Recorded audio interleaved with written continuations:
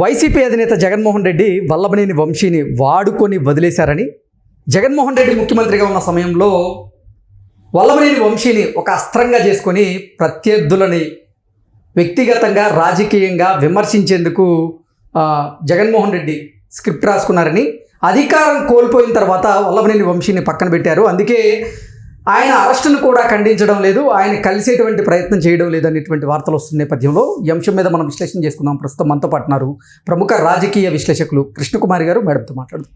Madam నమస్తే. Madam నమస్తే. రాజకీయంగా వైసీపీ అధినేత జగన్మోహన్ రెడ్డి వల్లభనేని వంశీని వాడుకొని వదిలేశాడు అనేటువంటి వార్తలు వస్తూ ఉన్నాయి. దీన్ని ఎలా చూడాలంటారు మేడం? వాస్తవం. ఓకే. ఎందుకంటే ఇప్పటి వరకు లేదు స్టేట్మెంట్ జగన్మోహన్ రెడ్డి దగ్గర నుంచి. ఏదో ఆయన సజ్జల రామకృష్ణారెడ్డి, అలాగే అంబటి రాంబాబు ఇట్లాంటి వాళ్ళు మాట్లాడారు తప్పితే, స్టేట్మెంట్ ఇచ్చారు తప్పితే జగన్మోహన్ రెడ్డి ఏమీ ఇంతవరకు స్పందించలా. అదే పిన్నెల్లి రామకృష్ణారెడ్డి ఈవీఎంలు బదలగొట్టిన కేసులో కానీ, నందిగం సురేష్ విషయంలో కావచ్చు, ఇంకొకళ్ళ విషయంలో కావచ్చు, ఆయన వాళ్ళ దగ్గరికి వెళ్ళి వాళ్ళని పరామర్శించి వాళ్ళని ఇచ్చేసి లాలించి పాలించి వచ్చారు. మరి ఎందుకు వల్లభనేని వంశీ విషయాన్ని ఎందుకు సీరియస్గా తీసుకోలేదు అంటే, వల్లభనేని వంశీని ఒక వ్యూహం ప్రకారం తన పార్టీలోకి తీసుకొచ్చుకున్నాడు. ఓకే. ఏంటంటే అందరికీ తెలిసిన విషయమే, హైదరాబాద్ రియల్ ఎస్టేట్లో హైదరాబాద్లో ఉన్న వివాదాస్పద భూములకు సంబంధించి అక్కడ కేసీఆర్ ఉన్నాడు కాబట్టి బాబాయ్ అబ్బాయి ఒక వాళ్ళిద్దరు అండర్స్టాండింగ్లో భాగంగా ఎవరెవరిని నేను నా పార్టీలోకి పిలిపించుకుంటే నాకు ఉపయోగం ఉంటుంది అని చెప్పి ఆలోచించి అలాంటి వాళ్ళందరినీ ఏదో అంటా చూడండి, గాల వేసి పట్టినట్టు వలపన్ని వాళ్ళని తన పార్టీలో చేర్చుకున్నాడు. ఎందుకు చేర్చుకున్నాడయ్యా అంటే, ఆ పార్టీలో నుంచి వచ్చి ఆ పార్టీ వాళ్ళని తిట్టించటం కోసం. ఇప్పుడు కేసీఆర్ది అదే కదా స్ట్రాటజీ. తలసానిని తీసుకొచ్చి తలసానితోనే తిట్టించాడు కదా తెలుగుదేశం పార్టీని. అప్పుడు ఎవరు చెడ్డవుతారు? వాళ్ళే చెడ్డవుతారు. ఇప్పుడు ఇక్కడ కూడా వల్లభనేని వంశీ ఇంత పబ్లిక్ టాక్లో ఉండే మనిషి కాదు. అలాంటిది వల్లభనేని వంశీ గురించి ఇంత పబ్లిక్ టాక్ వచ్చేటట్లుగా అవ్వటానికి కారణం ఏంటి అంటే, పైగా జగన్మోహన్ రెడ్డి దగ్గర ఉన్న ఇంకొక ఆనందం ఏంటంటే, ఆనంద కోణం ఏంటి అంటే, ఒకప్పుడు తనని తిట్టిన వాళ్ళని తీసుకొచ్చుకొని తన పార్టీలో పెట్టుకొని ఆ పార్టీని తిట్టించటం. మీరు కొన్ని ఎగ్జాంపుల్స్ చూసుకోండి. ఇప్పుడు వల్లభనేని వంశీ ఒకప్పుడు ఎలా తిట్టాడో జగన్మోహన్ రెడ్డిని, భారతీ రెడ్డిని మనం గుర్తు తెచ్చుకోవచ్చు. బాగా తిట్టాడు, అవుట్రేట్గా విమర్శించాడు. అలాంటి వ్యక్తిని వలపన్ని తీసుకొచ్చుకొని తన పంజరంలో పెట్టుకొని ఇంకా చిలకకి మాటలు నేర్పినట్లు తనని తిట్టిన దానికంటే కొన్ని రెట్లు ఎక్కువగా తిట్టించాడు. రాజకీయ విమర్శలు చేయిస్తే ఎవరు పట్టించుకునేవారు కాదు, వ్యక్తిగత విమర్శలు. అసలు రాజకీయ విమర్శలు ఎక్కడున్నాయండి ఇవాళ రాజకీయాలు అంటారా వీటిని? ఇవాళ పంపుల దగ్గర తగాదాలను మించిన తగాదాలు. వాటర్ ట్యాంక్ వచ్చినప్పుడు బస్తీలోకి వాటర్ ట్యాంక్ దగ్గర బిందెలు కొట్టుకోవటము, వీళ్ళు కొట్టుకునే సందట్లో నీళ్ళన్నీ కింద పోయినా వీళ్ళకి ఇష్టమే కానీ పక్కోడు పట్టుకోవడానికి వీల్లేదన్నట్లు తయారైపోయినాయి దరిద్రపు రాజకీయాలు ఇవాళ. దీనికి శ్రీకారం చుట్టిందే వ్యక్తిగత విమర్శలు అనేవి.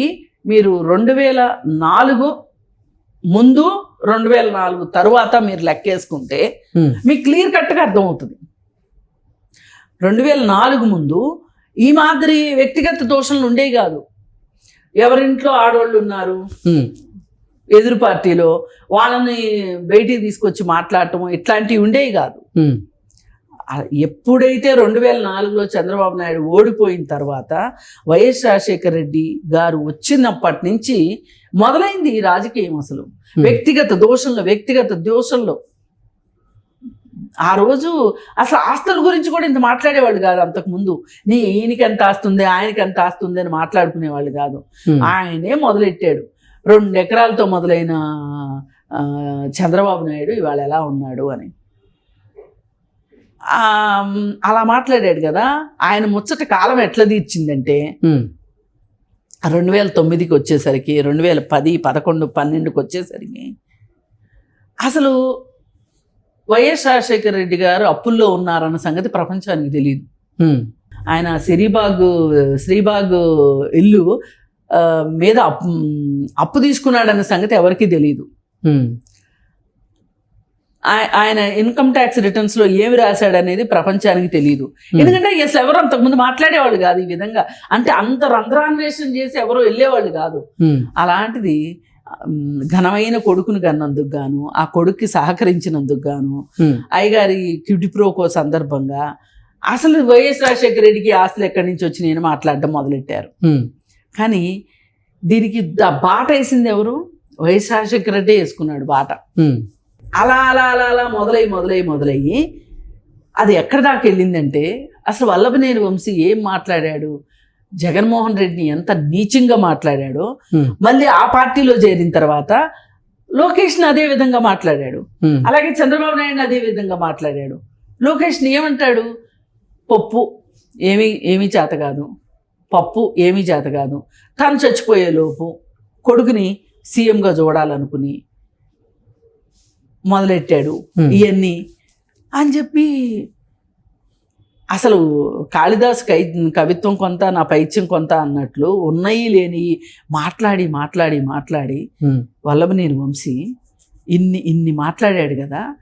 ఇన్ని మాట్లాడిన నీ కోసం ఇన్ని మాట్లాడాడు, నీ తరఫున ఇన్ని మాట్లాడాడు. ఇన్ని మాట్లాడినందుకు ఈ రోజున తెలుగుదేశం పార్టీ ఆఫీసు బద్దలు కొట్టిందా అనే విషయమే కానీ ఈ కేసు ఏ భూములు ఆక్రమించాడను, తన సొంతానికి ఆస్తులు సంపాదించుకుంటానికి ఏం చేశాడో ఇంకా వస్తాయి, తొవ్వి తీస్తే వస్తాయి ఏమో తవ్వకాల్లో, నాకు తెలియదు. కానీ ప్రస్తుతం కేసు అయితే పార్టీ ఆఫీసును బద్దలు కొట్టిన దానికి సంబంధించిన కేసే కదా. అంటే ఇది రాజకీయ పరమైన రాజకీయ తగాదానిగా, రాజకీయ రగడేగా ఇది. మరి ఈ రాజకీయ రగడంటే ఏంటి అర్థం? వైఎస్ఆర్ పార్టీకి తెలుగుదేశం పార్టీకి మధ్యలో ఉన్న గొడవలో ఆ గొడవ కోసం చేసిందే గాని వల్లభనేని వంశీ సొంతానికి చేసింది కాదుగా ఇది. మరి అలాంటప్పుడు నువ్వు స్టేట్మెంట్ ఇవ్వకపోవడం ఏంటి? అంటే ఒక రకంగా అధికారంలో ఉన్నప్పుడేమో ప్రత్యర్థుల్ని తిట్టడానికి, విమర్శలు చేయడానికి వాడుకున్నావు. ఇప్పుడు నాకు ఇవన్నీ చూస్తుంటే ఎట్లా అనిపిస్తుందంటే, ఇప్పుడు మనకు చెరుకు రసం బండ్లు ఉంటాయి. ఈ చెరుకు రసం బండ్లలో రసం అంతా వచ్చేసిన తర్వాత ఆ పిప్పి ఉంటుంది కదా, అవి వాటిని చాలా నిర్లక్ష్యంగా పడేస్తారు. కాకపోతే కొంతమంది దాన్ని వంట చెరుకుగా పట్టుకెళ్తుంటారు. వంట చెరుకుగా పట్టుకెళ్తున్నారు కానీ ఇట్లా జైల్లో పడిన తర్వాత ఈ మాత్రం కూడా పట్టించుకోవట్లేదు అంటే ఆ చెరుకు పిప్పికి కూడా ఉన్న వాల్యూ కూడా వల్లభనేని వంశీకి లేదా అనేది ఇప్పుడు అర్థమవుతుంది. ఏంటి రేపు పొద్దున అసలు వల్లభనేని వంశీ భవిష్యత్తు ఏంటి? ఏ పార్టీలో చేరాలి? ఇప్పుడు కోపం నషాలానికి వచ్చి ఉంటుంది, కోపం గొంతు దాకా వచ్చి ఉంటుంది. ఇప్పుడు బయటికి మింగలేడు, కక్కలేడు. అసలు ఈ ఒత్తిడితోటి పాపం వల్లభనేని వంశీ ఏమైపోతాడో అనిపిస్తుంది.